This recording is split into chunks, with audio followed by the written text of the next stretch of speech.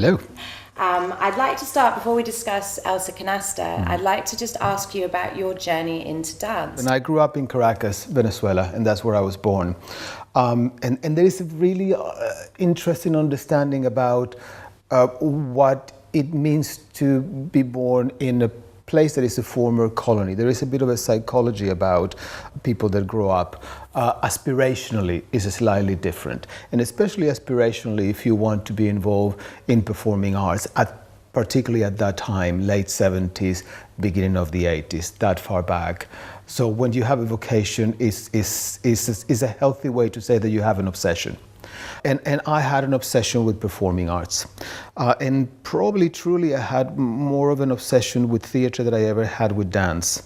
At the age of 15, I believe, I went to New York in one of those trips that it was a destination to go to when you lived in Caracas. And I went to see a lot of theater, very little dance, a lot of theater. And I saw a production of Carol Churchill's Cloud Nine. And it was directed by Tommy Tune, who is a Broadway choreographer of high stature. And I found extraordinarily fascinating that he could tackle something like Carol Churchill's play and make something that it was so extraordinarily fluid and true. That brought me a very lateral way of thinking, which was, therefore I have to study dance to land back in theater. I had to make a very quick decision, which was to start training at the age of 16 because I felt that if I didn't do it then, I was never gonna do it. At that particular time, I was 100% sure that I was determined enough to do things my way. You know, Catholic boy that I am, just kind of was determined, and also determined to somehow be a rebel. Because my parents were very much against it. How was it going into full-time training so late? Did you find it difficult? Yes, I found the discipline difficult. I also found myself being the oldest person in a room full of younger people. But what it meant also that I was intellectually really determined to make it happen. So I had less time to absorb, but I was old enough to understand what absorbing notes and directions were. My parents have decided to move back to Spain after almost 30 years that my dad grew up lived in Venezuela, but I didn't want to go to Spain, so the closest thing was to go to London. And it so happened fortuitously that Viola Farber, a former dancer of Cunningham and a big idol of mine, somebody who I definitely would and follow, one of my many female mentors all the way through my career, was the first person that I got in contact, and she happened to be part of the faculty of London Contemporary Dance School. And then that was 1983, 84 in London in the midst of the Thatcher era, which again determined a lot of my work afterwards. Influenced the environment, influenced a lot of interests of themes within my work. And when did that transition, so from performer, from dancer to dance maker, when did that start to happen for you? The interest was always there. Do you think that stemmed a bit from the study of architecture? Yeah. But being interested in the arts in general. I mean, my dad didn't have a formal education, and therefore he did a lot of catch-up in many ways. Mm-hmm. We were always surrounded by books, so I can never remember my dad taking us to see a children's film or a children's play. It's a really fascinating thing when I actually see children's TV or stuff, and I just go, really? Do you talk to children that way? What, you know, so you were always included in the adult activities. Yeah, I was always included in the possibility that arts transcended age. A wonderful environment to grow up in. Well, also more importantly is that I had my primary education. I went to Montessori school. Montessori school is a highly visual, highly creative way to put together learning blocks. If you actually want to be a career in the arts in which you have to have a sense of how things are built visually, it is the most extraordinary way to begin an education.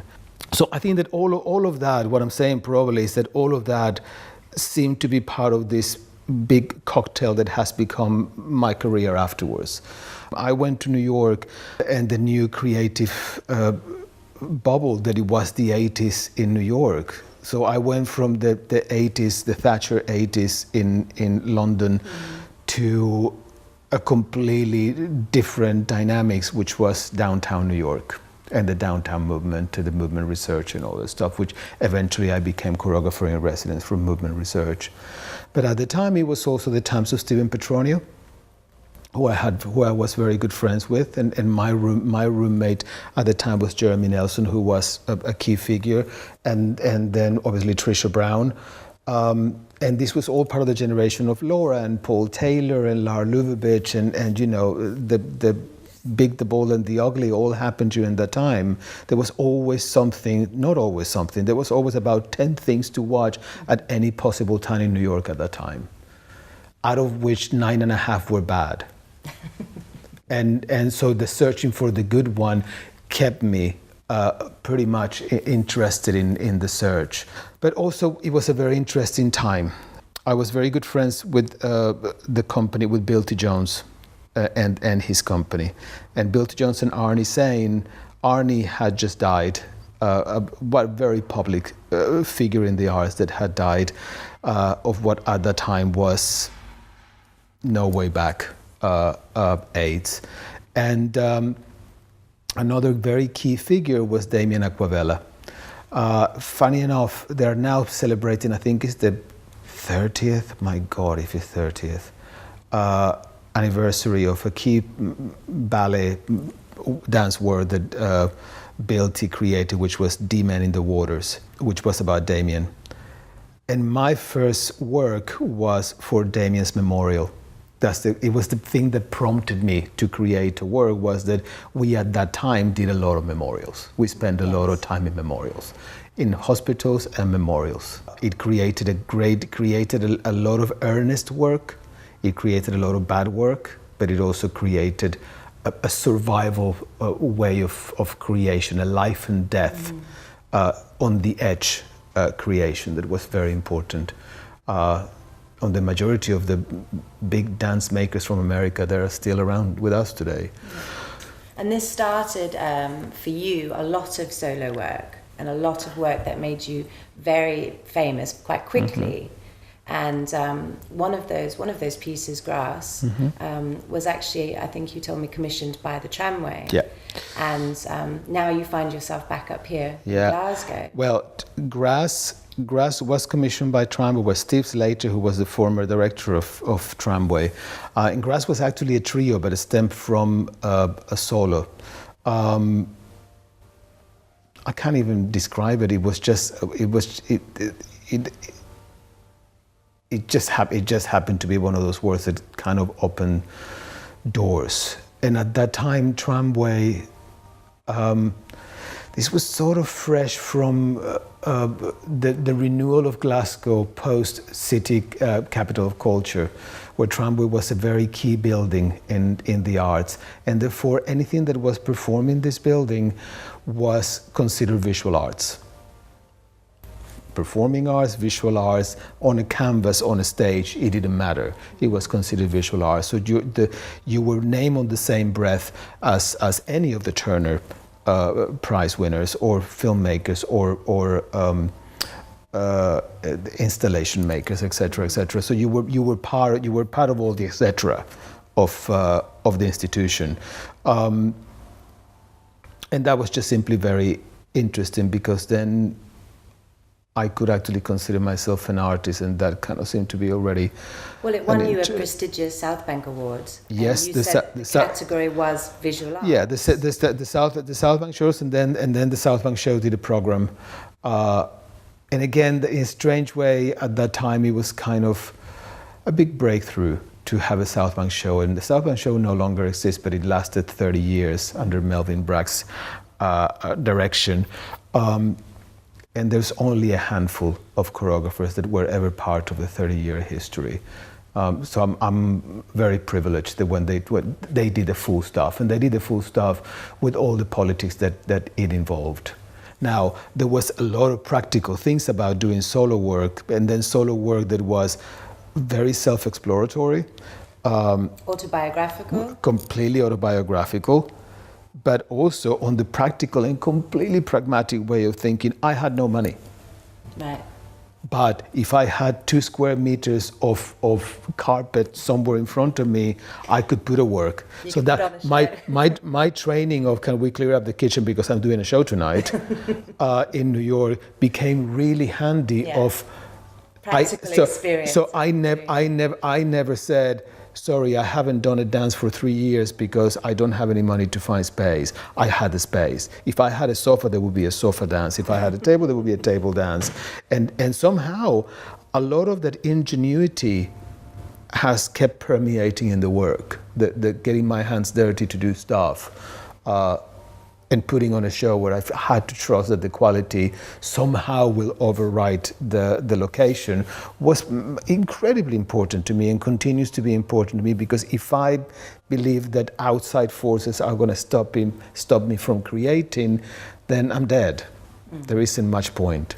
And interestingly, because you've already said you consider yourself a director, first and foremost, the study in architecture, the choreography, obviously, and now after all the solo work, the work you've done for ballet companies, for contemporary companies all over the world, you now, as you said, you've also made your way into musical theatre, you've also made your way into straight theatre and film.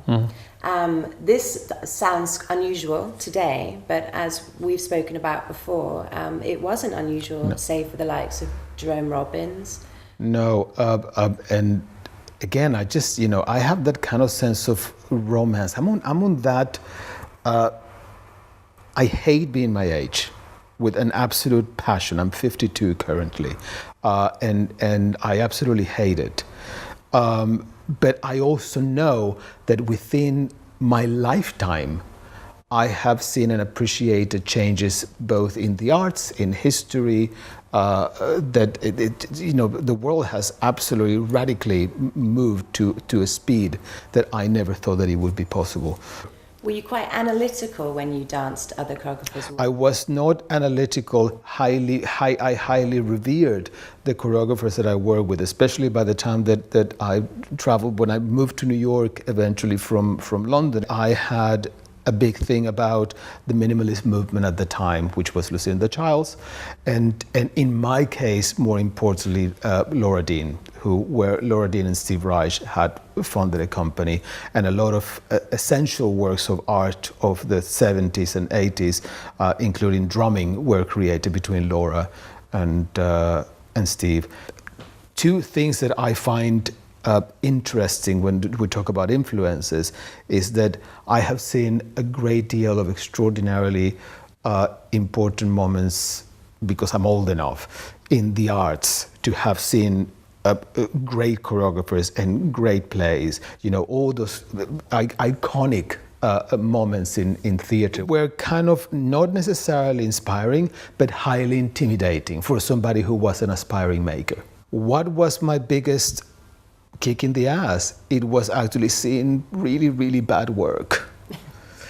Did you enjoy performing other people's work initially? Yes.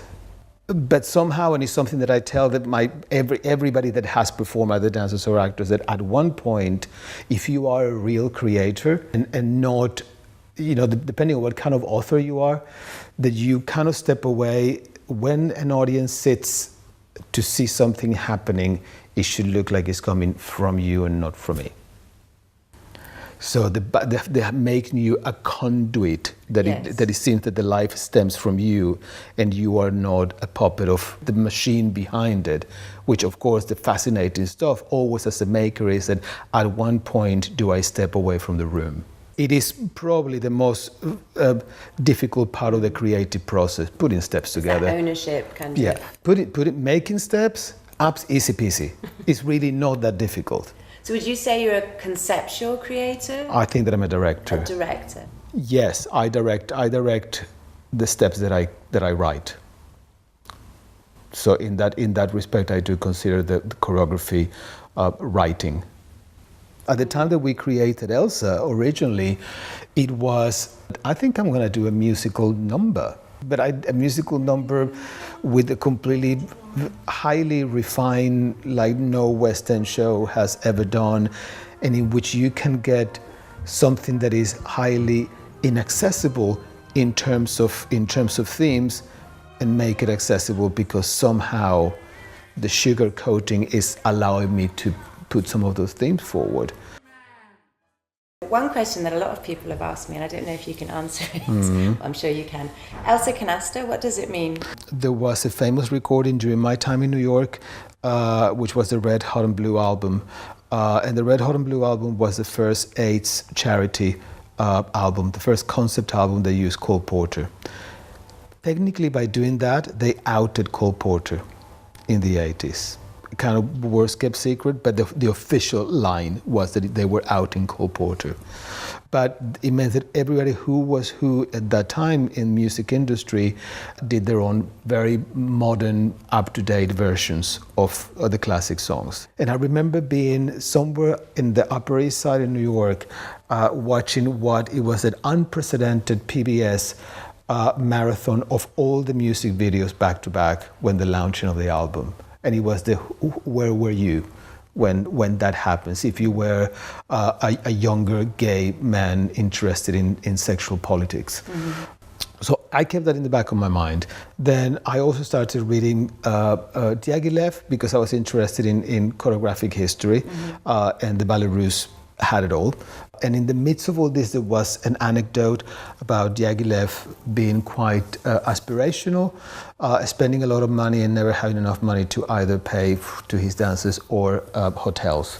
But he stayed in the best. So he would ask dancers to stay in the ground floor in the most expensive hotel, so they could actually do a runner in the middle of the night, jump out the windows, and the trick didn't work on a trip to Venice.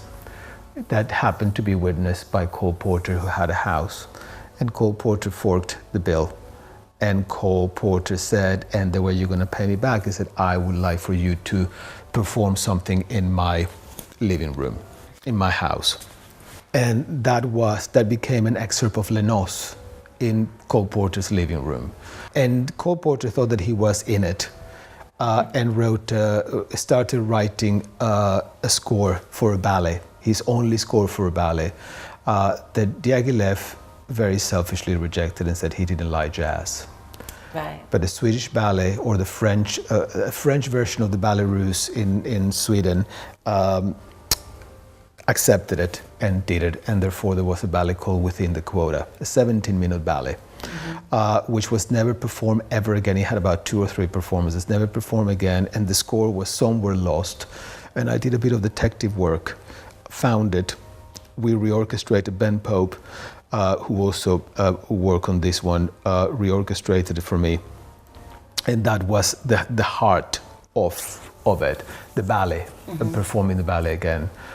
And in the midst of all this, I also had the memories of the songs, so that brought the singer. Right. That's kind of the making of how the ingredients happen. So there's a bit of Cole Porter, a bit of me, a bit of extraordinary amount of sexual politics, and as I always say, making the inaccessible accessible. Nice. And I need to find a title, and I always think the titles are like how you name your babies, so you need to make absolutely sure that you don't do something ridiculous. Elsa is Elsa Maxwell, who was a socialite of the time, and Canasta is a very, very complicated, again, card game that a lot of socialites play. But then in the nicknaming of people, you could very easily call somebody Elsa Canasta if that was something that you said, the woman who actually organizes the canasta games on a Friday afternoon over a few minjulevs is Elsa Canasta. That may or may not exist in the work, but it just kind of is, it's just evocative of the time.